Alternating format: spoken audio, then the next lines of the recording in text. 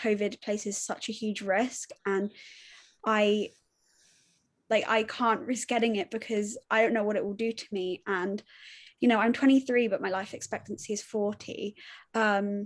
So I don't really know that I could really risk getting COVID because I might die. Isabelle Jani-Friend, I know you have cystic fibrosis. Are you one of those people who is worried about the lifting of the remaining restrictions? Yeah, I'm terrified, to be honest. I am deemed clinically extremely vulnerable, and I have been shielding for 2 years now. And it seems like I will be for the foreseeable, to be honest. They're very simple things to keep in place, like isolating if you have COVID or being allowed to test. And it's sort of at the expense of people like me, their lives, right? Like, does my life not matter?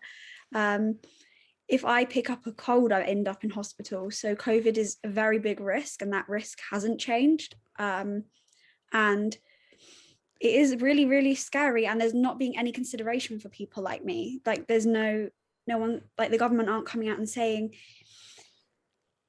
that there's going to be any protection for us. So what do we do? What do I do? So what does it mean when you have cystic fibrosis? Just talk us through a little bit about the problems that you have. And you say that even if you got a cold, let alone COVID, that could be potentially quite serious. Yeah, well, so cystic fibrosis is a chronic condition that affects like the lungs and digestive system by blocking them with like thick mucus, and it eventually leads to fatal lung damage. And I've already got significant lung damage from colds that I've picked up in the past, and spending a lot of time in hospital trying to get over infections, and COVID places such a huge risk, and I I can't risk getting it because I don't know what it will do to me. And I'm 23, but my life expectancy is 40. So I don't really know that I could really risk getting COVID because I might die. So if there were no restrictions in place and you knew that if you went out to the shops, a cafe or a workplace, there may be people who could potentially be carrying COVID and not having tested, perhaps could unknowingly pass it on. What would that mean? Does that mean that you just have to continue effectively isolating yourself? Yeah, definitely. I mean, I had hoped that by this summer I'd be able to be a bit more comfortable going out and about, but that was when I thought that people would still have to isolate if they got COVID, and that there'd be testing. And now that I know that's not going to be the case, it's definitely not safe for people like me. I won't know if people have COVID. I can't tell. You can't see it. And it's one thing for me to ask friends and family if they feel unwell not to see me. I mean, I don't see them anyway, but if outside at a distance, like, it's one thing to ask them, but I can't go up to random people and ask them if they have COVID. Like, I can't risk that, going to a restaurant and sitting next to somebody that has COVID and I won't know. And learning to live with COVID doesn't mean we ignore it. I think we need to adapt to make sure that everybody's safe. And it's not even a small amount of people that are at high risk. And that's something that we really need to remember, is that it's a lot of people. And it's old people, vulnerable people, and everybody's life matters. And that was very much the message that was being pushed at the beginning of the pandemic. Okay. And we were doing those measures to protect the most at risk. So why is that changing now? Danny Altmann, let me bring you in here. We heard Layla Moran talking a bit earlier about the figures. Where are we with the extent of infections across the UK?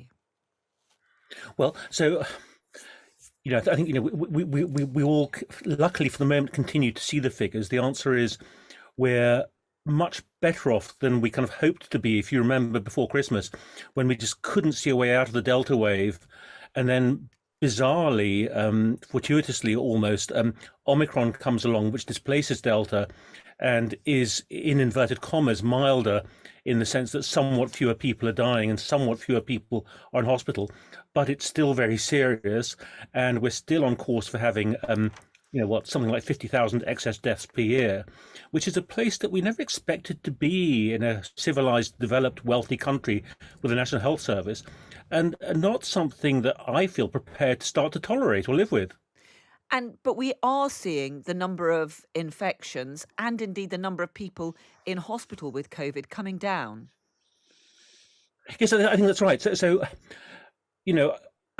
I think we hope for the best, but I mean, so anybody who's telling you that this is the end of the story, and that Omicron is the kind of embodiment of this becoming like the flu, and that it's over, I think that, from what I know of virology, I think that might be wishful thinking, because Omicron isn't an evolutionary descendant of Delta. It's an offshoot that occurred in, we assume, an immunocompromised person in southern Africa. So all of that kind of evolutionary trajectory of variants of concern around the world in the vastly unvaccinated population around different countries continues to emerge. So, we've got no reason to imagine that we're out of this. We've got no reason to let our guards down. And I think Isabelle Jani-Friend expressed it all very well, that there are millions of clinically vulnerable people in this country. I hope you were playing devil's advocate when you said, "Well, why should I care?" I just want to kind of go out. I was putting an argument that is made by some. I was a bit horrified, but I guessed you were.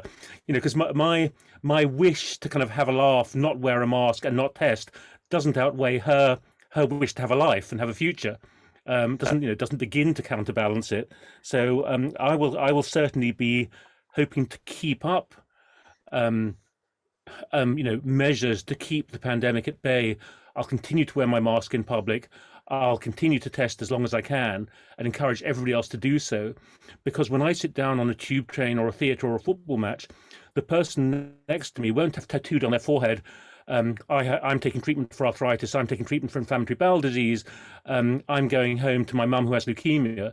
But they are common and they're all around us. And, why on earth should I endanger them?